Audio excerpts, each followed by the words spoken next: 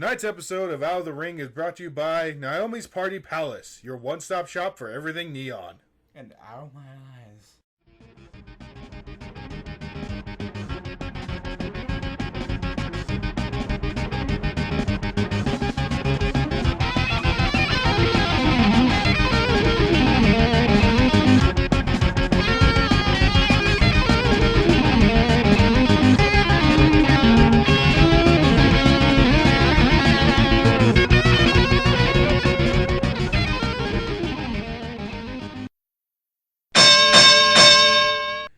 Hello, ladies and gentlemen, and welcome to another episode of Out of the Ring. I'm your host, Toonstar, and just because I couldn't tie him to the train tracks, with me as always is...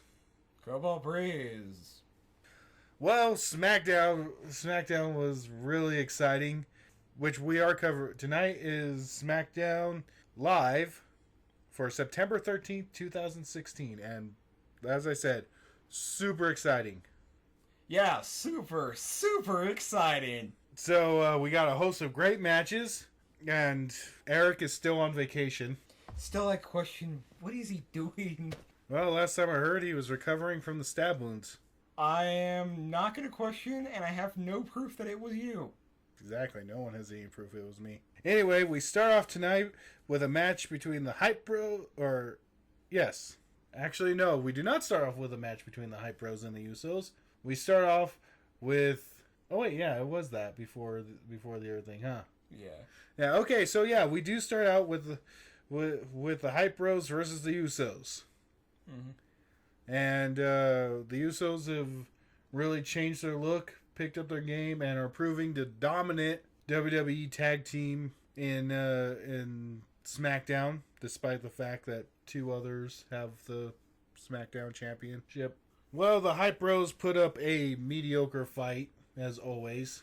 The Usos overcame their not-so-stellar competition to pull out another victory. Go, you beautiful Samoan bastards. Straight to the top. And you know this tea that the Usos sent me? Really good.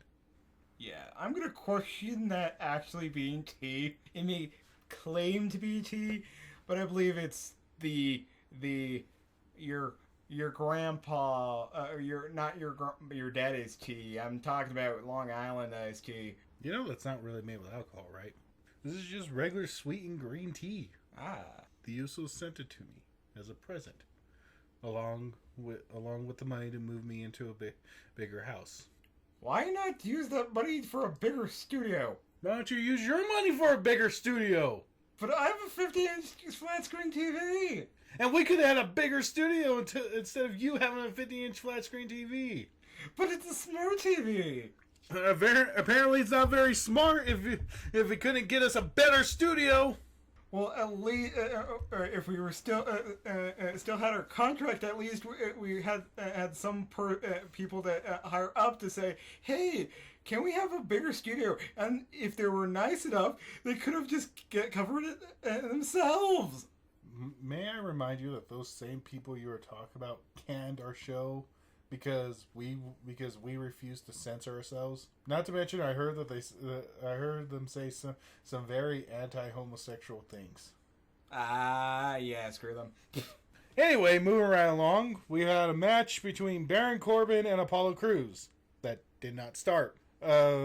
Apollo Crews approached the ring, was soaking in all the praise from the audience when when Baron Corbin attacked him from behind, completely wrecked him, and out came Swagger.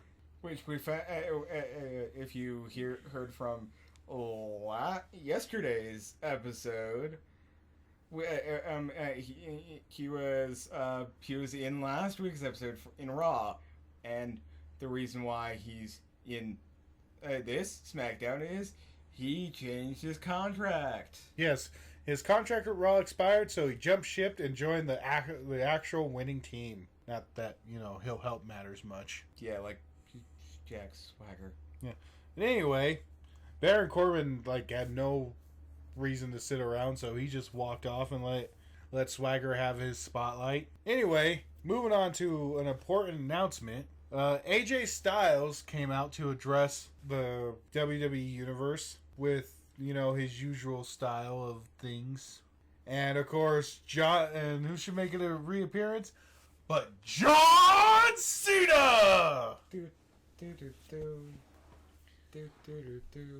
He proclaimed that he now had one goal in life. To say, your 16-time champ is here!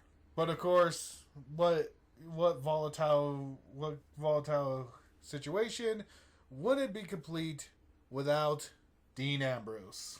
And of course, Dean Ambrose and John Cena had words to each other. AJ Styles had words about what was going on. And so Shane O'Mac himself decided to put an end to it. And said that AJ Styles will defend his title at No Mercy against John Cena against Dean Ambrose. Ooh. A triple threat match for the WWE Championship. And Toonstar, don't you... Triple threat match! Yes. Sorry, I'm super excited. As Toonstar promptly actually answered my question, and that was, hey, Toonstar, aren't you excited for a triple threat match? Yes, I am.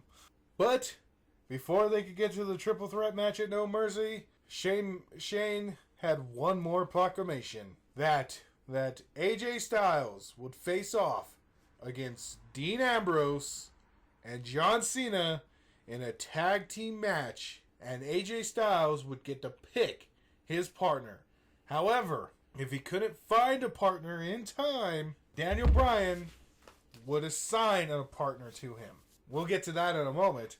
Oh my god. But then we get to the total hotness of the women's section, WWE SmackDown Live, with a fatal 5-way match to determine the number one contender to face off against Becky Lynch to see who would become the second SmackDown Women's Champion at No Mercy. And it was an amazing match.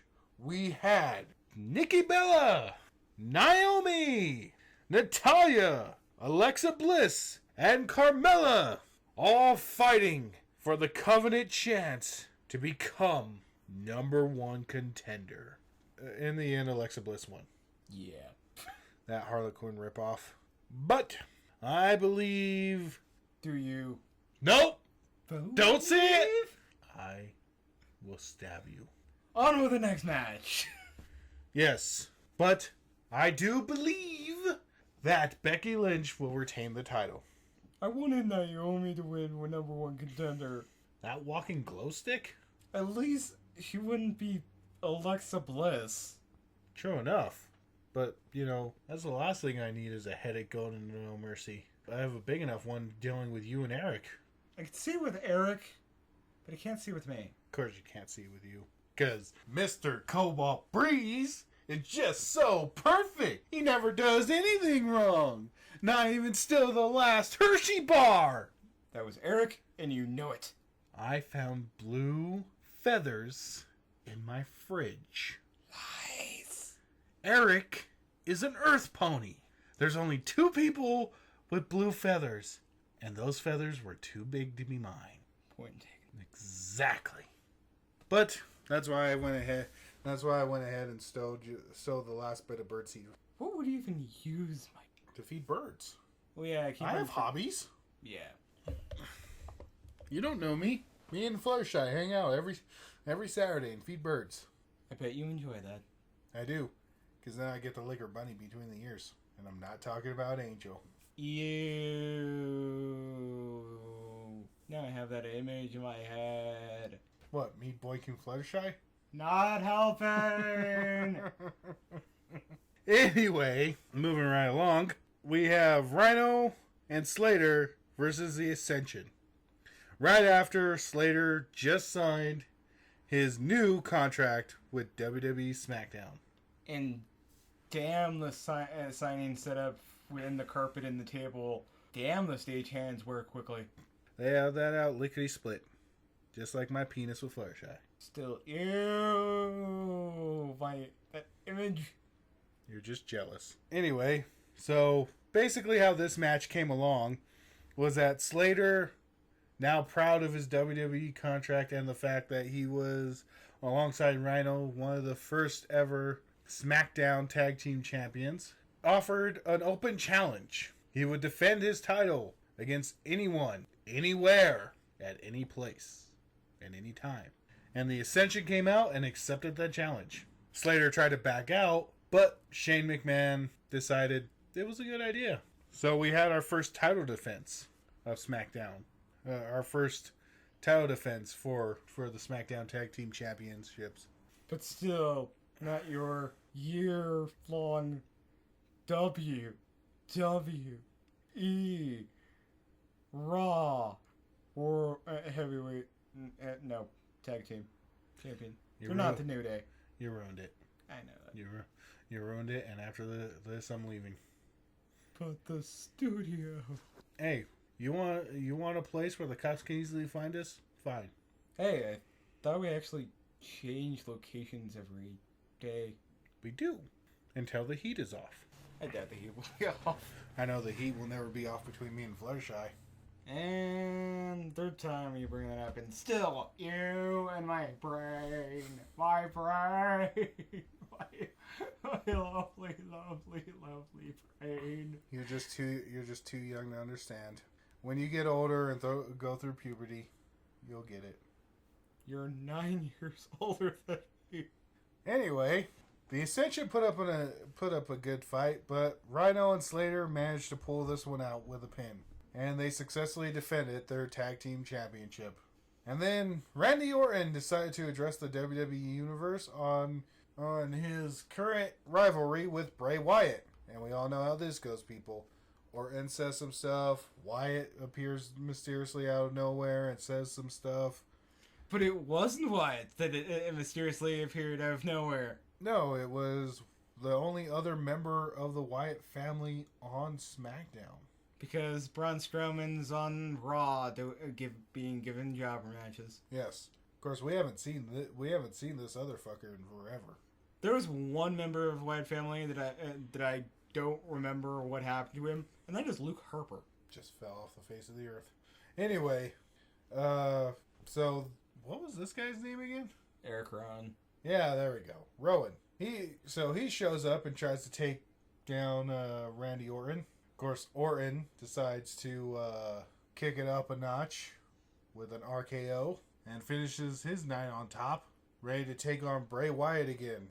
Hopefully that'll be a match at No Mercy.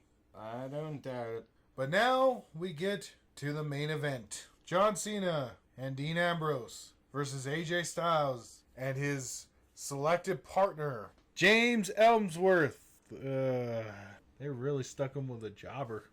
And I think it's jobber we've already been seeing. Really? Yes, I think, yeah.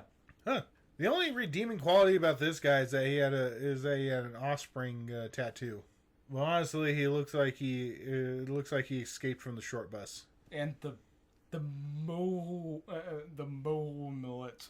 Right. Anyway, but I don't know if you want to call it fortunately. I mean, it is one step up from a jobber. Yeah. But the Miz beat up Ellsworth and decided to proclaim himself the Styles partner. So, yay. Yay for that one. Not that it helped him, as we knew it wouldn't, because Cena and Ambrose popped out a win. Yeah. But it would be Cena who had the last word. Hashtag at least not a jobber. Did you just say hashtag? Yes, and it doesn't feel right. It shouldn't. You should be in the shame corner for that. Go in the shame corner. I'll finish the show. Okay.